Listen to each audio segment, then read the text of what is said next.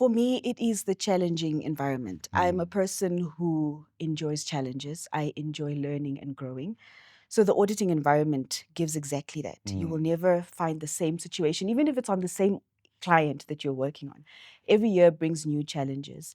And apart from the challenges, I can also mention, or rather I should also mention the people, because auditing is a team sport. And you don't go in, sit on your desk the whole day without talking to anyone. It's really about the teaming.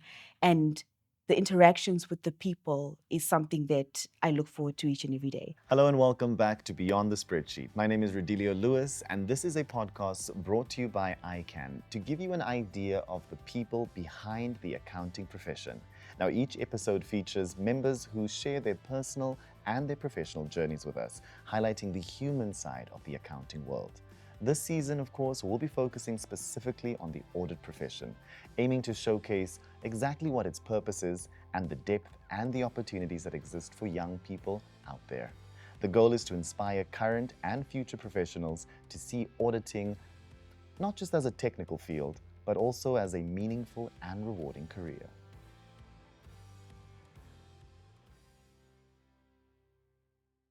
And of course, we're back with our first guest for season 2, and that is, of course, Fadzai, who is going to tell us a little bit about what you can experience in the auditing journey of the career when it comes to chartered accounting and everything.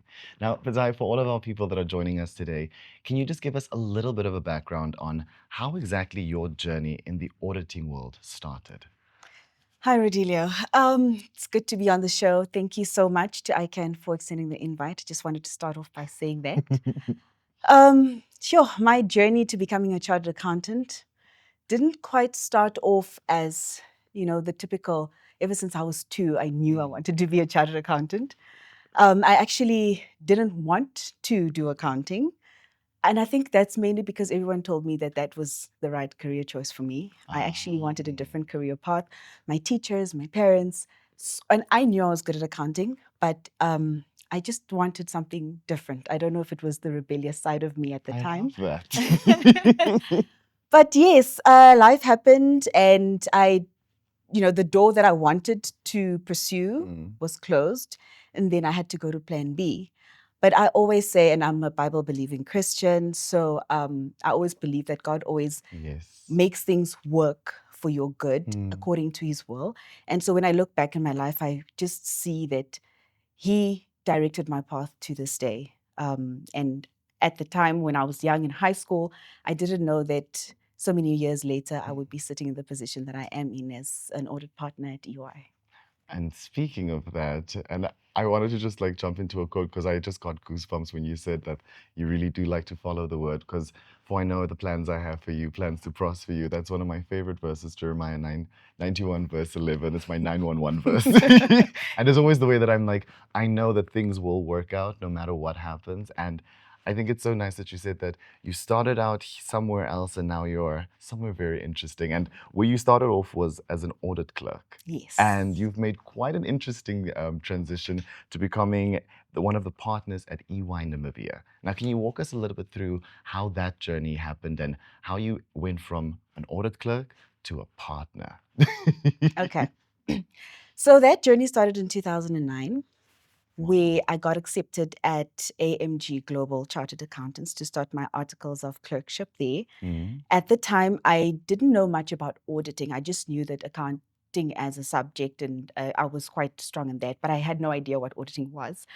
But as I got into that, I got to learn a bit more about it, and it became very interesting.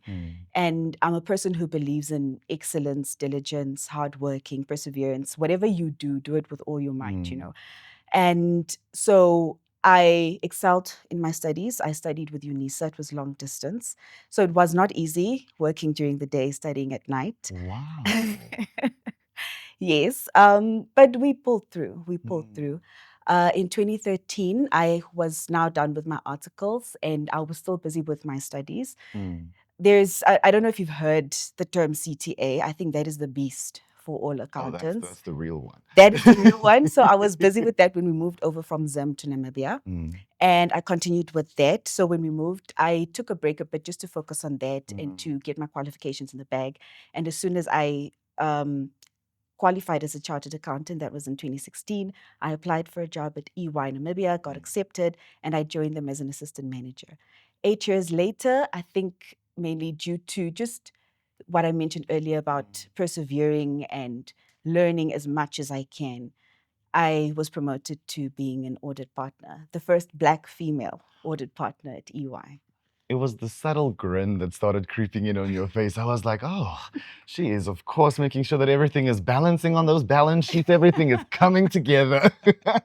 No, I think that's amazing. And I'm like, it's so interesting how sometimes, like you said, like people usually have like a very clear idea of what it is that they want to do with their lives, even from like a young age of 2. But to see that you had like a little rebellious phase and then you said, no, you know what? I'm going to push through with this one. I'm going to go all the way. But there's different things that attract people to different things. And being in the audit profession, there must have been something that made you go, okay, apart from the beautiful bag, there are other things that are pulling me in. And Yeah. what are those things that really made you go and say, you know, apart from me stepping outside and taking on plan B, this is what I want to do? What was that thing that made you go, this is what I want to do? For me, it is the challenging environment. I'm a Mm, person who enjoys challenges. I enjoy learning and growing. So the auditing environment gives exactly that. You will mm, never find the same situation, even if it's on the same client that you're working on. Every year brings new challenges. mm, And apart from the challenges, I can also mention, or rather, I should also mention the people, because auditing is a team sport. And you don't interesting. go in, sit on your desk the whole day without talking to anyone. It's really about the Mm, teaming. And the interactions with the people is something that I look forward to each and every day. And if I can just give a bit more context, there are a lot of young mm, people in the auditing profession. That keeps you on your toes. People that are coming straight from high school who know nothing about auditing to people who've stayed in the profession for quite some time. mm, There's so much room to learn and grow, learning from each person, both above and below you. mm. That is very interesting. And I think it's something that really drew me to the profession and something that I like because I think my heart is really more concerned with the people, I the love that. opportunity that I get to train and mentor young aspiring Mm. chartered accountants, that is priceless, I I love must that. say. That's beautiful.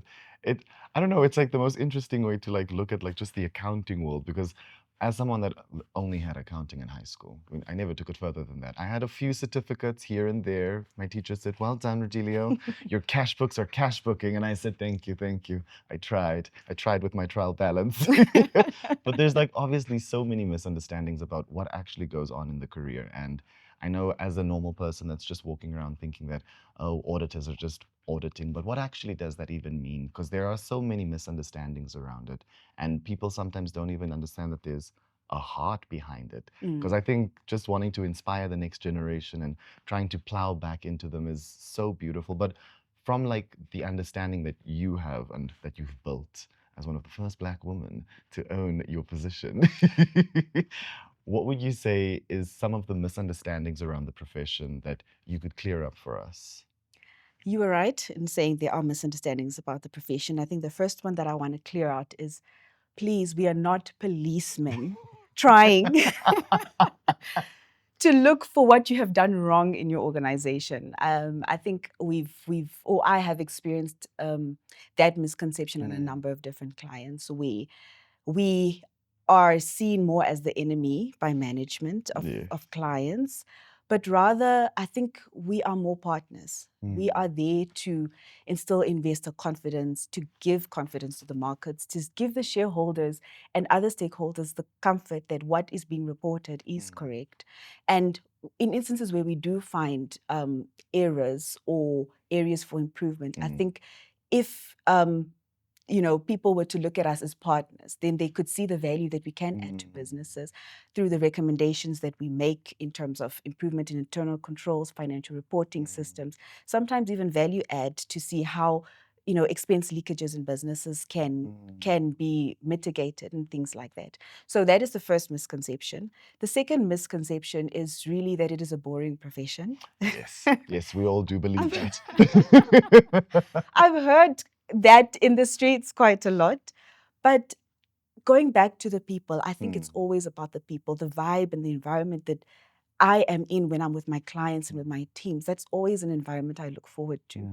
So yes, there are a lot of hours that go into the work that we do, a lot of late nights as well.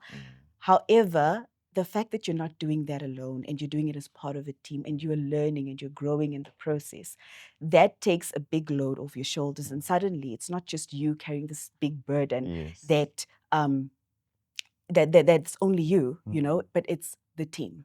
It is the people that you're working with. It is the growth. It is the development, the excelling. And I think that when you do it together, that is meaningful. So if you look at it from a purpose perspective, I know on paper, auditing doesn't look like it's a career that gives one purpose. Yes. It's different, to a medical doctor, for example, because that purpose is clear. But when you think about all the nuances that go into the auditing profession, the client relationships that you build, the team relationships, the mentorship, the training, all of that gives purpose. And I think once you get an idea of that, you get to have a deeper appreciation that it's not just numbers, it's not Yes. just laptop, but there's more to that, the deeper connections and relationships. And it is a fulfilling profession. I love that. That's so nice. And I think it's interesting to see how, like, because in my mind, I would think that the auditor is like all by themselves, just like the other ones. And I'm like, you just work in your cubicle, you're by yourself, you've got a nice little office space where you're just there typing away furiously, trying to find out what did they spend money on, when did they spend it, and why did they not file the, like, that's what I thought. I'm like, I like that. And I like that there's like this synergy of a community that really works together. It's like a well-oiled machine of everyone. So I'm pretty sure then that being a team player is a necessary requirement for someone in the profession. But if there were other things that you could look at as a young professional that wants to pursue the career, what are some of the qualities that you should inherently have or that you can learn with time for the profession? Yes, you're right. Being a team player is definitely one of them. But I'd like to add values, integrity. I think that is one of the cornerstones of the profession because you have to be a person of integrity to be able to give somebody else assurance. If you can't trust me, how can I give you assurance of something that you haven't seen yourself? So that is something that is key from an ethical standpoint, that we need to uphold the highest standards of ethics. And with that then also comes along growth mindset, I believe, because auditing profession, it's constantly evolving, constantly changing. I don't know of any profession where you can have your degree and sit back and say, I know all there is to know. I'm not going to learn anything new. That certainly won't work for auditing. So you really need to have a desire to learn, desire to grow, adaptability, and just courage to, experience new challenges and embrace them. But all knowing that at the end of the day, whatever challenges you may be facing, be it the difficult studies or difficult engagements or interpersonal clashes as well, that's a lot that we see on our teams. At the end of the day, you will come out a better person, a stronger person. It really builds your character. So you really need to be open-minded and have a growth mindset in order to pursue this profession, I believe. I love that. And I love that you used growth mindset. It's one of my favorite things to always read up on and like just share with my people on air. But when I look at growth mindset also, it also takes me to the point of you kind of need to have that adaptability, have that flexibility to evolve and change with the times. And we know that we're currently in the technological revolution where everything is so digitized, so technologically connected that without it, we really can't move forward. And when we look at that with the auditing profession and how technology is evolving and how client expectations changes, how is the audit profession ensuring that it stays up to date with all of that and still is evolving to match that? And of course, the new young professionals that are coming with those expertise from the get-go. That is a challenge, but a good challenge that we have in our profession. I think we have been challenged to stay abreast of all these changes. You cannot sit back and say, back in my day, we didn't do it this way, because then you become extinct, right? Yes. So in the profession, I think the key thing is to keep yourself abreast of all of the changes. What is happening in the technological space? AI. What is AI? What does it do? How does it impact my business? And I'm very fortunate to be a part of EY, which is a global firm that actually has resources dedicated to upskilling us as the staff, you know. So we've already seen it through our audit methodology. The way we're selecting our samples, the way we're building our audit files is no longer as manual as it used to be previously. So we've already started embedding all of this AI into our programs. And I think along with that comes the training, the technical training that, you know, what is it and how can you make it work for you?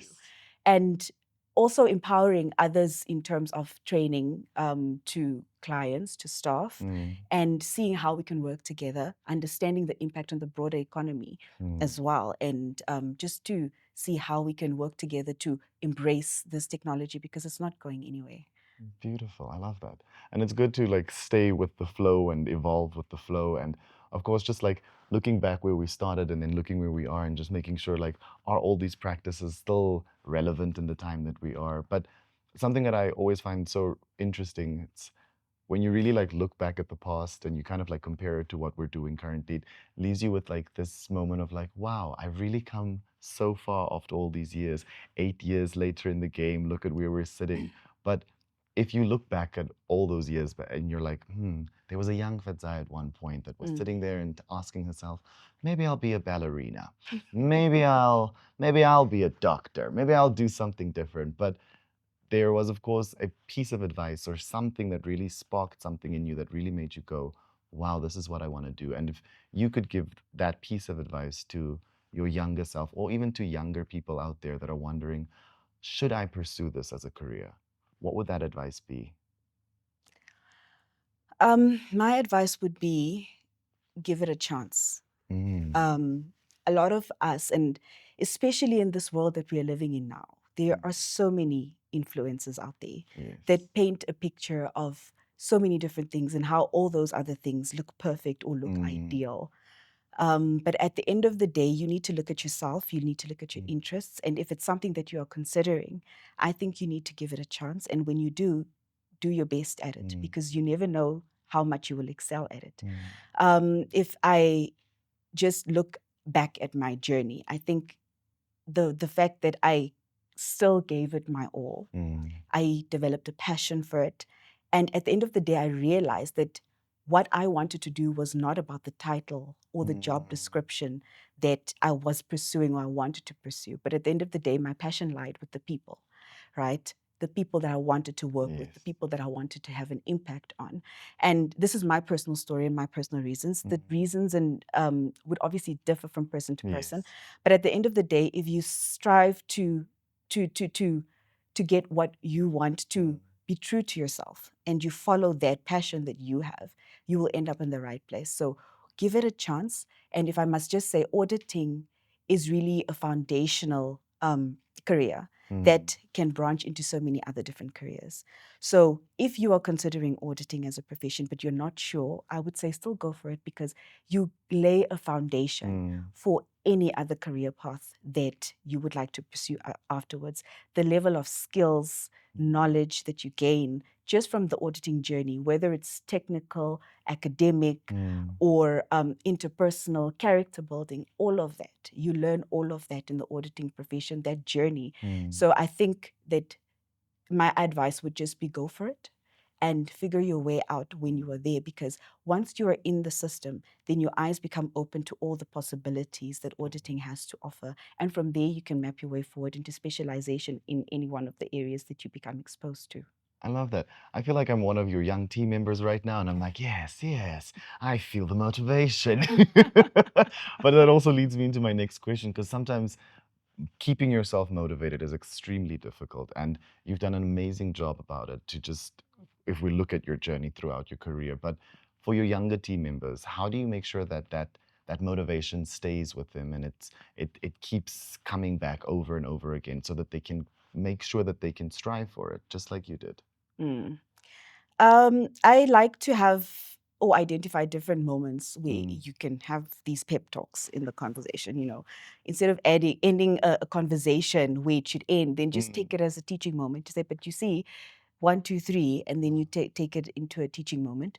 But I think I always believe in leading by example. And showing that motivation in action, and hyping up the team to say, this is where we are, this is what we're going to do. It's going to be long hours, but it's going to be very exciting. Because that attitude is contagious, I believe. So if I continue to stay motivated about my job, about the tasks that I'm doing, about everything around me, I believe that's something that rubs off onto the next team members. But again, just fostering an environment where people are feeling safe and are feeling heard, Yes. where you have people at the center. Because in that way, you can be able to identify that this person is not doing well, maybe needs a little pep talk, Yes. or you can zone into different challenges that the team is facing. And then you can tackle the motivation issues or whatever other problems individually to make sure that the team is healthy and happy, and stays motivated overall. I love that. I think I was going to ask you, how do you stay motivated? But then I'm also just like saying it's really like the firewood of like what keeps you going is the people and the love for how you're building this community and really giving back to everyone. I think it's, I don't know, you've really made like auditing and just like accounting in general seem more human. I don't know if that makes sense to you. It is. But it really like it really doesn't just sound like we're crunching numbers. It doesn't sound like we're just sending in bank statements or all of these other things. Like it really sounds like a family, like a little family, because you kind of create your own little cluster of people that like really from start to finish you guys always together. And I love that. Yes, and I like that because we are professional service providers. Yes. And at EY, we like to pride ourselves that we give exceptional client service. But what does that mean? That's human interaction. Yes. So it's about the people, it's about the clients that you're dealing with. It is about the stakeholders that are looking to you for that assurance. It's about the trainees that you're bringing up in the profession, that you're training and growing, and the people that you will release into the market to someday become the CFOs and other big executives in the industry. But at the end of the day, people is the core business. So yes, we do give audit opinions at the end of the day, but we are training chartered accountants. We are training future registered auditors, and that is also part of our business. And I can tell how proud you are of that. Like every time, like there's like your smile just like creeps in on very specific moments, and I'm like, yes, there it is. There's the heart. And I think what is so beautiful for me is like people as partners. That's what I'm seeing from everything. People as partners, treating auditors as partners, treating client as the part. Everyone is like, there's this beautiful partnership that I'm seeing like within the audit world where I'm just like, it's really not as you're just in the office as I thought it was. Yeah.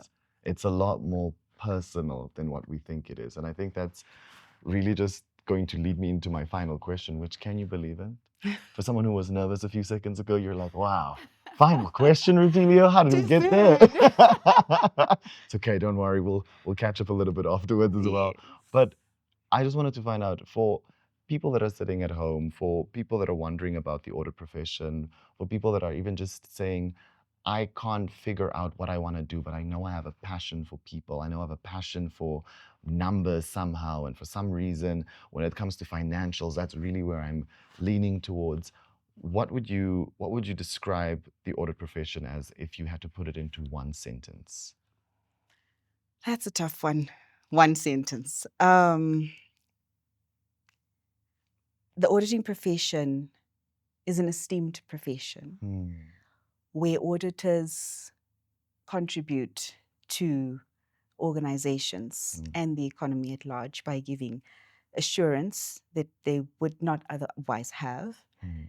And we also contribute by growing professionals and training individuals to become key market players in the industry in future. So if you are considering that, whether as a long-term career, by that I mean staying in the profession to become a registered auditor where you can sign off your own audit opinions, that's great. But if you're not sure that that's a long-term plan, I would still also encourage you to pursue it and experience it for yourself. Because in doing that, you fully understand what it entails and you learn while you're at it skills that you can take anywhere else in any other profession, should you decide to specialize in something else afterwards. I love that. Now, a bonus question. It's not here, and if I get into trouble, it's fine. We'll laugh about it laterwards. But I wanted to find out from you if you could describe the entire audit profession and everything that you've gotten to experience and learn? It's our bonus question. Mhm. Ha. But if you could describe it in 3 emojis, what are those 3 emojis and why? There's the smile. There's the smile. Oh goodness. Well, you should have given me the. I can't. You don't use Act emojis? No, I do use them, but am I supposed to act them out? No, you don't have. Don't worry. I'll do the acting for us, but not today. I would say there's the one where, your hands are like, oh my goodness. Yes. That one. You have a lot of those moments. I have a lot of those moments, curveball moments, where you think the audit is going well, and then, Midway somebody through, you're like, somebody says something that you're like, I completely missed that. So that would be one of them. Then there's the emoji with the blushing face. okay. That one for me, I think that's always a beautiful moment for me when I see trainees graduate into chartered accountants. In my office, we have what we call olupale moments. That is when a staff member is leaving the firm, and we get to, say our farewell speeches, goodbye. And in those moments, you get to reflect on the growth of the person, of the trainees. And then, when you've seen someone walk into your doors as a trainee who knew absolutely nothing about being a professional, and they're walking out as a fully fledged chartered accountant or a professional that, is respectable in the market. I think for me, that is a proud moment. I would use that emoji as well. And the third and final one, is there an emoji for, I don't know, feeling fulfilled, feeling content at the end of an engagement when you've signed off your audit file and you've met the client deadline, and you can put your feet up on the desk because you're like, yes, we made it. We did it. It was tough, but we made it. We'll call it the Fadzai emoji for now. Yes, that one. Thanks to AI, they make emojis on the cuff right now. Yes, I would use that one a lot. Fadzai, all I can say is just thank you so much. Thank you for taking us beyond the spreadsheet. Thank you for showing us that there's a heart to what it is that you do, and that there is a lot more to the profession than we actually get to see, because we usually just get to see the final email, the final delivery of the items, of everything just sent to us in a package. So finding out what the process looks like, finding out what the team looks like, finding out just what it means to you as a person was completely and utterly amazing. And I'm so grateful that you could take some time out of your day and just sit down with us and share. So from our side, from ICAN, from everyone here, thank you so much. And please keep on auditing and training and smiling and giving us more cool emojis to work with. No, it was really a pleasure to be here. And thank you for the conversation. It was really nice and to reflect on the journey and hopefully inspire a few people to join the profession. Well, it's too late for me, so I can't be inspired right now. But trust me, a younger me somewhere is very happy. But thank you so much. That's, of course, a wrap on our first episode. Be sure to stay tuned on all of our platforms to catch out more on what it is that we do as ICAN.